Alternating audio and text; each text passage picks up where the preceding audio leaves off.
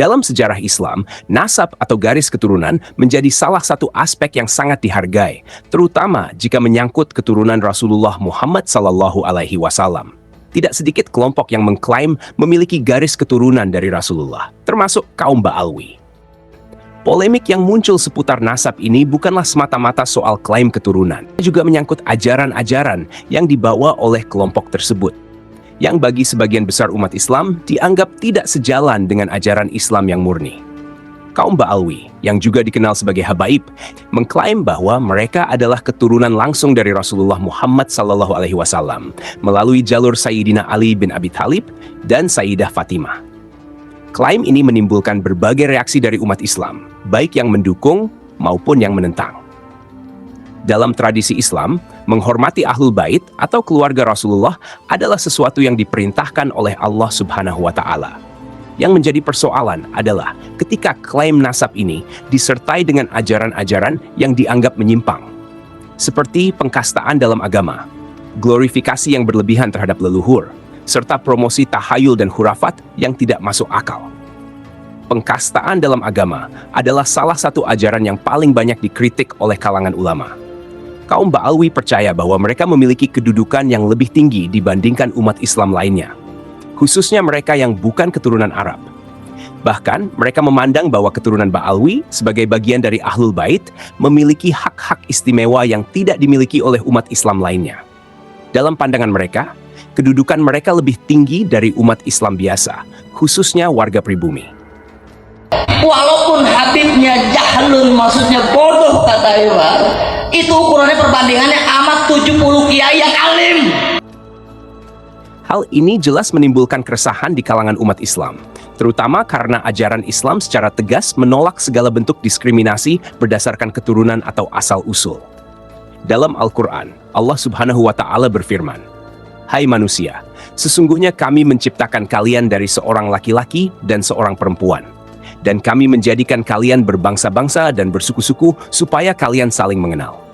Sesungguhnya orang yang paling mulia di antara kalian di sisi Allah Subhanahu wa Ta'ala adalah orang yang paling bertakwa. Sesungguhnya Allah Maha Mengetahui lagi Maha Mengenal." Surat Al-Hujurat ayat 13. Ayat ini dengan tegas menyatakan bahwa kemuliaan seseorang di sisi Allah Subhanahu wa Ta'ala tidak bergantung pada nasab atau keturunan, melainkan pada ketakwaan dan amal perbuatannya. Islam menolak segala bentuk pengkastaan atau pembagian kelas sosial berdasarkan keturunan. Setiap Muslim, baik keturunan Arab, pribumi, atau dari bangsa manapun, memiliki kedudukan yang sama di hadapan Allah Subhanahu wa Ta'ala, dan yang membedakan mereka hanyalah ketakwaan mereka. Kaum Ba'alwi tampaknya berusaha memposisikan diri sebagai umat Islam kelas 1 dengan mengklaim karomah yang diwarisi dari leluhur mereka. Salah satu ajaran yang mereka promosikan adalah glorifikasi karomah leluhur, khususnya Faqih Muqaddam, yang mereka klaim memiliki karomah lebih tinggi daripada Abdul Qadir Al-Jailani, seorang tokoh sufi besar. Mereka menyebarkan kisah-kisah tentang keajaiban Faqih Muqaddam, seperti Miraj hingga 70 kali dan memadamkan api neraka. Klaim yang sulit diterima oleh akal sehat. Imam Faqihil Muqaddam ini, saudara-saudara, beliau adalah pemuka Ba'alawi. Beliau adalah pemukanya para sayyid. Beliau adalah pemukanya para syarif. Beliau bernama Al-Imam Muhammad bin Ali Al-Faqihil Muqaddam. Sayyidina Al-Imam Faqihil Muqaddam, di dalam manaqib sejarah hidup beliau diceritakan bahwa Al-Imam Faqihil Muqaddam adalah orang-orang yang besar. Beliau adalah orang-orang yang hebat. Bahkan diceritakan beliau pernah mi'raj, saudara-saudara, bertemu dengan Allah dalam satu hari 70 kali, saudara-saudara. Klaim ini memicu perdebatan karena Abdul Qadir Al-Jailani dihormati oleh banyak Muslim tradisionalis dan menyatakan bahwa karomah Faqih Muqaddam lebih tinggi jelas menimbulkan kontroversi. Banyak cerita tentang keajaiban yang disebarkan oleh kaum Ba'alwi dianggap berlebihan dan melampaui ajaran Islam yang murni. Rasulullah Muhammad SAW bersabda, "Barang siapa yang membuat-buat sesuatu dalam urusan agama kami yang bukan darinya, maka ia tertolak." Hadits ini mengingatkan kita untuk berhati-hati terhadap inovasi yang tidak memiliki dasar kuat dalam Al-Quran dan hadits. Klaim karomah yang berlebihan dan cerita keajaiban tanpa dasar yang kuat dalam ajaran Islam harus ditolak.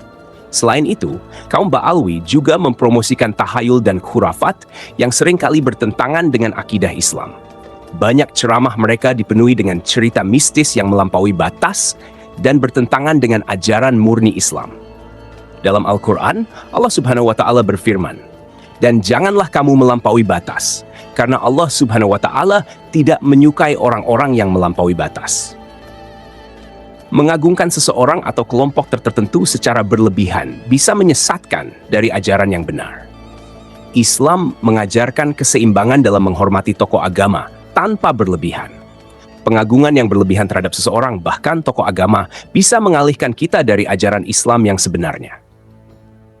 Polemik terkait nasab dan ajaran kaum Ba'alwi menimbulkan kecurigaan tentang agenda terselubung mereka untuk mengubah tradisi Islam yang sudah berakar di Indonesia. Wali Songo, yang dianggap sebagai penyebar Islam pertama di Nusantara, sangat dihormati oleh umat Islam di Indonesia. Namun, munculnya klaim kaum Ba'alwi menimbulkan kekhawatiran bahwa mereka berupaya menggantikan ajaran Wali Songo dengan glorifikasi keturunan Ba'alwi dan ajaran mistis mereka. Indikasi upaya ini terlihat dari promosi besar-besaran terhadap kota Tarim yang dianggap sebagai kota para wali dan dijadikan tujuan ziarah. Kaum Ba'alwi menyebut Tarim sebagai tempat berkah. Tetapi klaim ini menimbulkan pertanyaan karena Tarim tidak disebutkan dalam Al-Quran atau hadits sebagai kota suci, seperti Makkah, Madinah, atau Baitul Maqdis. Sebagai umat Islam, kita harus berhati-hati dalam menerima klaim semacam ini dan selalu merujuk kepada Al-Quran dan hadits sebagai sumber kebenaran utama. Segala klaim tanpa dasar kuat harus diwaspadai, terutama jika dapat menyesatkan umat dan merusak akidah. Polemik terkait nasab dan ajaran kaum Ba'alwi membuka fakta yang perlu dicermati. Kita harus berpegang teguh pada ajaran Al-Quran dan Sunnah Rasulullah Muhammad SAW. Waspada terhadap klaim yang berlebihan dan tidak terjebak dalam glorifikasi yang melampaui batas serta ajaran yang menyimpang dari akidah Islam. Segala bentuk penyimpangan dalam ajaran agama akan membawa umat pada kebingungan dan potensi kesesatan. Oleh karena itu, penting bagi kita untuk senantiasa berhati-hati dalam menerima klaim-klaim tentang keturunan, karomah, atau keistimewaan spiritual yang tidak memiliki dasar yang jelas dalam ajaran Islam. Sebagai umat Islam yang berpegang teguh pada Al-Quran dan Sunnah Rasulullah Muhammad SAW, kita harus selalu bersikap kritis terhadap segala informasi yang kita terima. Terlebih lagi jika informasi tersebut menyangkut hal-hal yang berkaitan dengan akidah. Rasulullah Muhammad SAW sendiri pernah bersabda, "Aku meninggalkan kalian di atas jalan yang terang benderang, malamnya seperti siangnya. Tidak ada yang menyimpang darinya, kecuali orang yang binasa." Hadits riwayat Ahmad dan Ibnu Majah. Hadits ini mengajarkan bahwa ajaran Islam sudah jelas dan terang benderang. Tidak ada ruang untuk penambahan atau inovasi yang tidak didasarkan pada ajaran yang benar.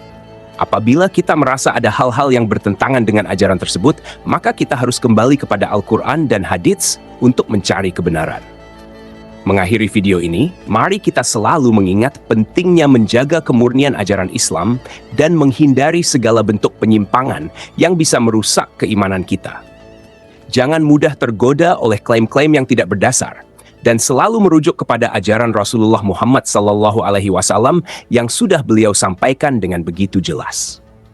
Untuk konten-konten yang lebih mendalam mengenai sejarah Islam, kisah-kisah dari Al-Quran dan Sunnah, serta penjelasan yang lebih mendetail tentang ajaran agama, jangan lupa untuk terus mengikuti kanal kami. Jangan lupa juga untuk menekan tombol subscribe agar tidak ketinggalan informasi terbaru dari Menuju Cahaya TV.